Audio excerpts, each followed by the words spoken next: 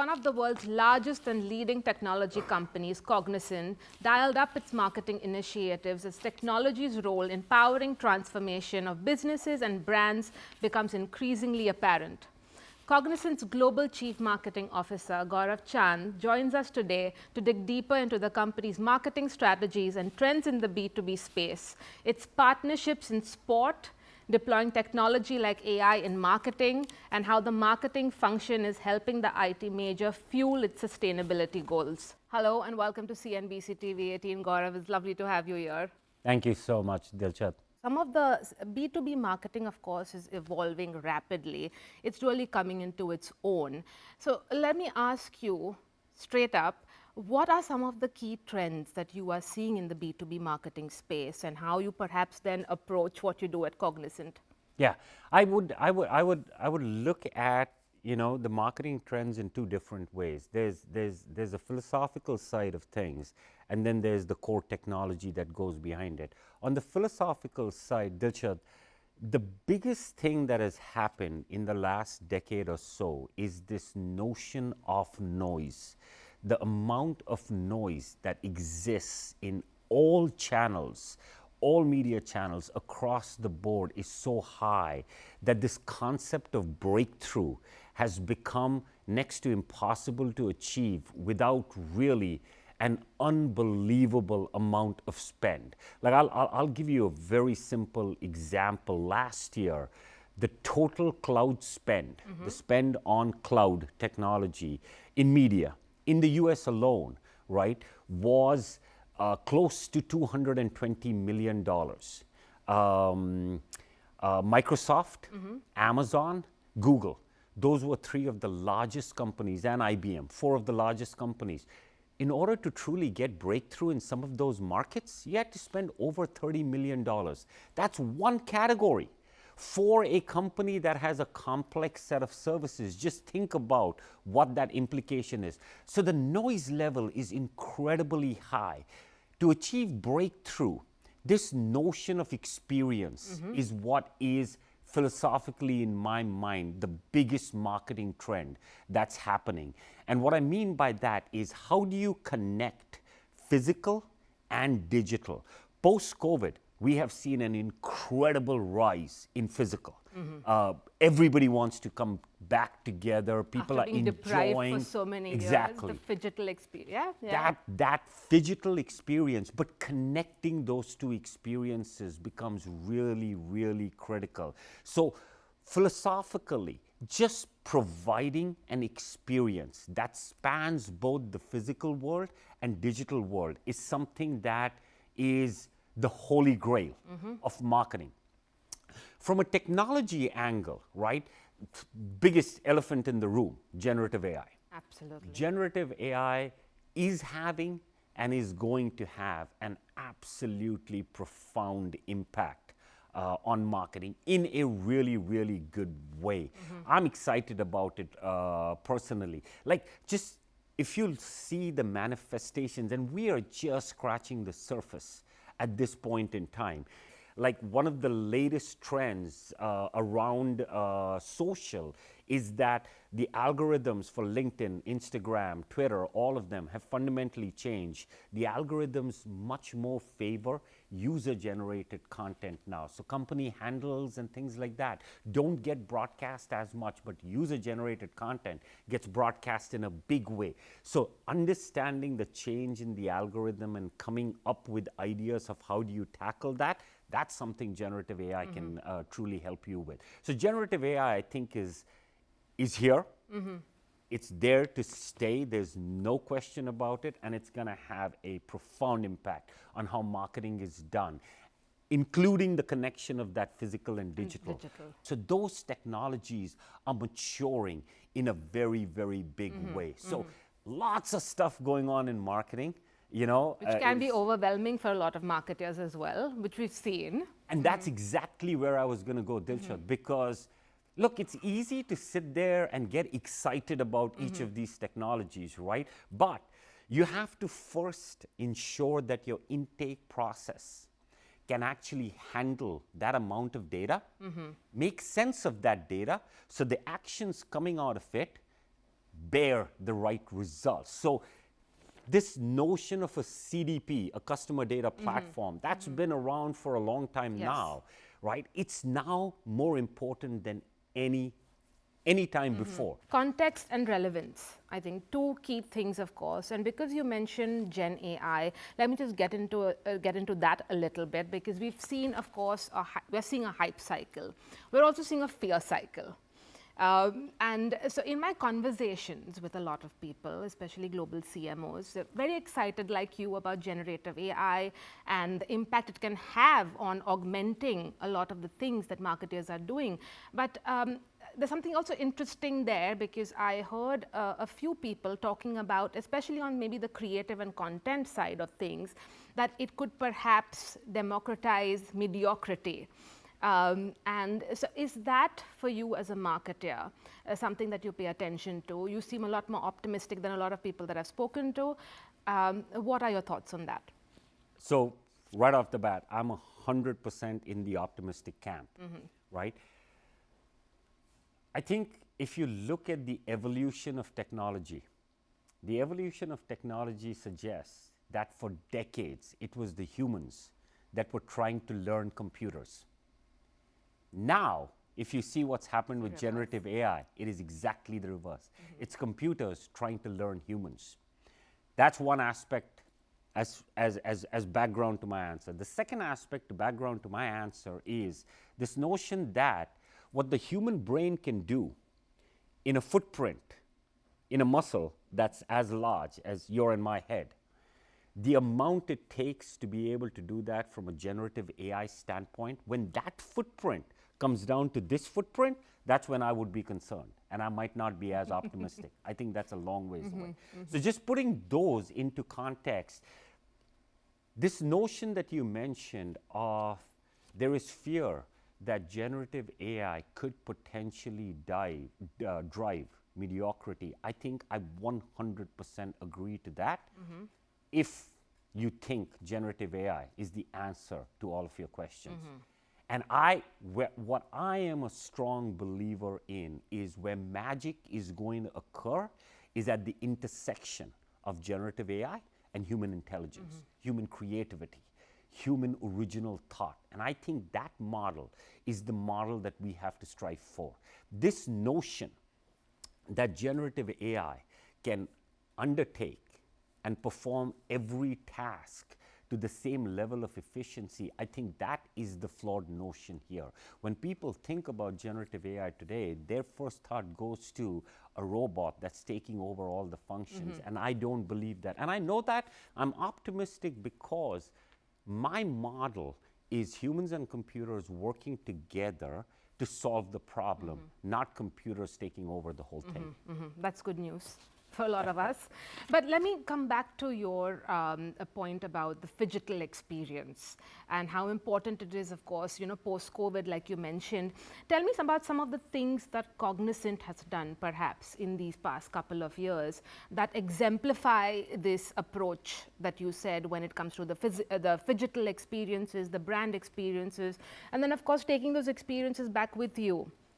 How is Cognizant doing it? Can you give me a few examples? And a follow-up question to that, I'll ask you again when we get to it, is then how do you sort of measure the impact, effectiveness, and success of those campaigns versus perhaps some of the other workaday campaigns, initiatives that you have running? Yeah. So example, I'll give you one example. So one of the things, because the type of services that we sell, we predominantly work with G2000 accounts across the globe. One of the things with the G2000 accounts is if you look at the C-level, there's a limited number of C-level across those accounts. So if I take approximately 10 personas per company in 2,000 companies, right? That's 20,000 personas that I'm interested in and I'm trying to influence, right from CEOs to chief revenue officers to line of business leaders to CIOs and all of those roles, right? So obviously one of the places where we focus heavily is this notion of account-based marketing and persona-based marketing, right? And one of the elements of that is, okay, now I have a persona that I'm going to target. Can I learn something about that persona from the perspective of his or her likes or dislikes, interests, all of that kind of stuff, right? So, and I'm not going to reveal the client, but I'll give you a real example that happened 2-3 years ago when we first got into the relationship with Formula One. Formula One was not as popular in the United States, right? Drive to Survive was just starting, the Netflix series. People were just getting acquainted with it. So you had some diehard fans that have always watched the sport, but a lot of the new generations had not really watched the sport and did not know. And we looked at, there was one particular account we were going after. They're based out of Dallas, Texas. And one of the personas was really critical. It was a business owner. One of those personas were really critical. And I had my team look, like we do in all ABM accounts. We look at what are their interests, what are their likes, dislikes, all of that kind of stuff. Is there anything we can learn about them? Obviously, we talk to our sales teams about them too, because they have a inherent understanding of that client. And one of the things we figured out was the person had 2 or 3 cars. They were really interested in racing, right? So we reached out, and this was an acquisition account. This was not an account we had worked with. So this intelligence was not gathered through our sales guys. This intelligence was gathered purely from a social standpoint and those elements, right? We reached out to this gentleman, right? That was the right persona at this company that we're targeting, and we invited them to the race in Austin. At that point in time in the US, you only had the race in Austin. Miami, Vegas had not opened up. But we invited. So here's a classic example of how we approached the problem digitally, found out some information about a person that we were trying to target, and then invited to a physical event, right? So that experience of us, and we were open about it, like, because the gentleman asked afterwards, like, How did you why and how? So we said, this is how we did it. And he's like, you know, it's and he came out to Austin. He thoroughly enjoyed the race. He was not in F1 at that point in time. Now he's the biggest F1 fan. He follows the Aston Martin team all the time. He's joined us for a couple of other races, and he's had a blast, right? And he's a large customer, most importantly. He's a large customer of Cognizant right now. But there's an example, simple example of how you have a digital aspect and you get something out of the digital footprint. You correlate that to physical experiences you can build. You join the two together, and the experience ends up being incredible for that person and incredibly useful for Cognizant as a company too. Because you started the conversation talking about F1 and racing, let's talk about, of course, the association and partnership with an iconic brand, an iconic team, Aston Martin. Tell me a little bit about the genesis of that partnership, what Cognizant is doing, how that sort of task has evolved over the years, and let's also talk about, of course, the Netflix series, Drive to Survive. It's changed the game for the sport, of course, viewers, as well as the brands associated with different teams and overall with F1. So tell me about this evolution, starting with the partnership. Yeah, so you know, when I joined Cognizant, which is around a little over 4 years ago, we'd never done any major sports sponsorships or any elements like that. And one of the ways to get a strong message across, sports can be an incredibly viable engine to be able to do that. But then you have to absolutely proven, yeah. And it's proven, exactly. But then you have to go into the first part of the conversation, which is which sports are truly conducive to technology, and where can technology make a very obvious difference in that sport. And we looked at, I remember this, I remember this distinctly. We looked at 40 different sports, tennis and marathons included. We looked at 40 different types of sports, and looking at the global nature of Formula One and the tech conduciveness of motorsports, right? We locked on Formula One. Then came the decision of, do you want to partner with the team or do you partner with the governing body and all? And we went through our trials and tribulations of all of that. And we landed in the end on Aston Martin, which was an incredible, has been an incredible journey for us and the team themselves. But the tech conduciveness part is probably one of the most critical, because you get to tell the story of why did you pick this specific team, this specific sport. So you have IoT sensors. They are sending information in real time back to the garage and to head office in Silverstone. Garage and head office are talking together.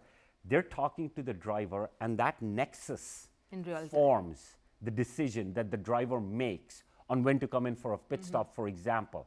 Now imagine the technology, right from the network to the data gathering to the assimilation of the data and figuring out what that insight is that the driver can use to get a competitive advantage.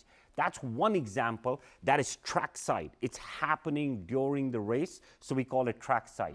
Another great example of something similar like that, but not trackside, is fan engagement. Yes. One of the biggest deals around these Formula One teams is their merchandising. And how do they get a greater set of fans? How do they sell more merchandise? So we help with that aspect too. The digital app, the algorithms, and solving for those algorithms so that Aston Martin's message is reaching the right audience that's very conducive to that message and ready to engage with it. All of those elements is another piece where, you know, the sport is incredibly technology conducive. So those are certain elements of a big reason where we could show, like, just think about this simple notion that if we can help this decision making happen at 300 kilometers per hour, can you imagine what we can do to a retailer? Right? It's that notion that is really When you powerful. put it that way, absolutely. Yeah. And it's interesting because you mentioned earlier to me that you actually sort of signed on for that just before the show was going to happen, and was mid-COVID, post little bit, during COVID. It was the intersection of a couple of interesting moments, and one of the boldest moves, one of the biggest risks we took, and it paid off, thankfully. But it was you know, around March of 2020 was when we all went into lockdown and all of that. That's when I started the conversation with Aston Martin. We ended the conversation around October of 2020, and that's where we signed the deal without knowing. We were still not out of lockdown or anything like that, without knowing. But we guessed based on two things, which is one, by that point in time, 6 months into it, an introvert like me wanted to go out and meet people, which basically told me there's a lot of people willing to get around with each other, right? That was one thing that we bet on. The second thing we bet on was the sport, because we had heard of the Netflix Drive to Survive, and our bet was just humanizing the sport and showing the different aspects of the sport, right from drivers to team principals, to the technology, to things like that, and educating people about the sport is going to be a phenomenal thing which has never been done before, and that's the second thing we bet on. Initiating a very large new viewing audience into the sport, and you're right there in the thick of it. Before I get to my last question for you, Gaurav, let me ask you the follow-up question that I had is, how do you sort of measure? What are you looking at? What are the metrics you're looking at? The soft ones, the hard ones? How do you measure the success of your partnership, for instance, with F1 Aston Martin? What are you looking at? Yeah, and Dilshad, the honest truth is, I've got a weekly Excel sheet that comes to me that has 56 row items, right? Items on a row, and each one of them measures those little indicators that you talked about that make a difference, right? Right from website traffic, for example, to social sentiment and all of those elements. But what everything, the efficacy of our press releases, the efficacy of our internal communications and all of those elements, how many views do we have, how many engagements do we have, all of that is being measured. But at the highest level, irrespective of whether it's F1 or a largely social-led campaign, a digital campaign around data modernization or whatever it is, we try to measure things in a similar way, because I want that predictability. Look, I mean, the average CEO, the average business owner has sales numbers, has, you know, cost numbers, has so many things to worry about. If you make the marketing analytics too complicated, he or she is going to get very quickly lost in that. So it's what is that one number that matters. For a B2B business, right, I can't talk about marketing source pipeline because at the end of the day, there is nothing transactional about my business whatsoever. Every element of my business is a B2B element. Every sale that I do is B2B. So we measure something called marketing influence pipeline and marketing influence revenue. And the way we measure it is we take 9 months prior and 9 months post.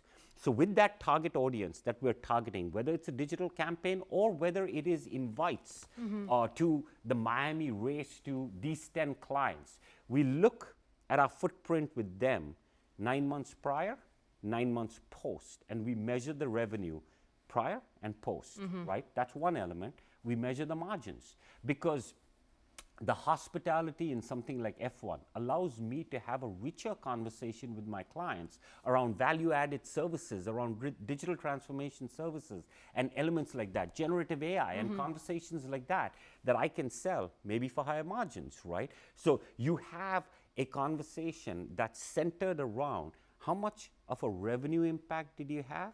How much of a margin impact do you have? But for the client side, everything rolls up to that notion of marketing influence, pipeline and revenue. And we're also seeing a lot of CEOs, executives across the board talking about the new bottom line, which is people, planet, profits. And so let me just ask you how, from a marketer's vantage, how you've seen that change in terms of also connecting your brand purpose to business outcomes, to those profits, to make a better argument for all those other initiatives that you're doing to make the world a better place. Yeah, no, absolutely, Delshad. And I think, Delshad, sustainability is one element of those. Exactly. Absolutely. Because this notion of good growth, which is, which is being driven now, which is you can't achieve growth at any and all costs. You have to achieve growth with the right elements, which is inclusion, which is sustainability and the climate and all of those. In fact, our CEO, Ravi Kumar, he did a fascinating panel at the World Economic Forum in Davos, and the entire panel was focused on this notion of good growth and how should corporations and governments, work hand in hand from a regulation standpoint, from a compliance standpoint, and all of those elements to ensure that everybody is looking at good growth as opposed to growing just for the sake of growing. It's a fascinating conversation, right? At some point in time, the stock markets are also going to come. Today, they're not there. Stock markets are still after profitability, revenue, growth, those elements. And I think they will catch up. But it is fascinating. I think marketing plays a huge role in communicating that. And I'll give you a really simple example. Growing up, right? And 5 years ago, not even growing up, but 3 years ago, F1 was considered, F1 is a very non-sustainable sport and it's not a great sport or anything to that effect. And it always had this dark cloud over it, right? The amount of tires you use, the petrol you use, all of that kind of stuff. What's interesting? People traveling the world. People traveling the world with all of that equipment all over. What's fascinating is there are now strict mandates for every team in F1 around both sustainable fuels and carbon neutrality, right? And we are helping the Aston Martin team achieve the goal of carbon neutrality by 2030. So that's just one example in an area that's, like I said, always had a dark cloud around it. And the reason we do that is because we genuinely believe, one, it's a great thing for the world, but it's important for us as a company too to partake in making this world a better place. You're seeing there, for instance, technology rolling, powering meaningful progress and growth. And well, on that note, thank you so much for your time, Gaurav. It was lovely chatting with you, and hope F1 has a good season. I hope so too. Yeah. I hope Aston Martin has a great yes. season. Thank you so much. Thank you so much. Thank you, Gaurav.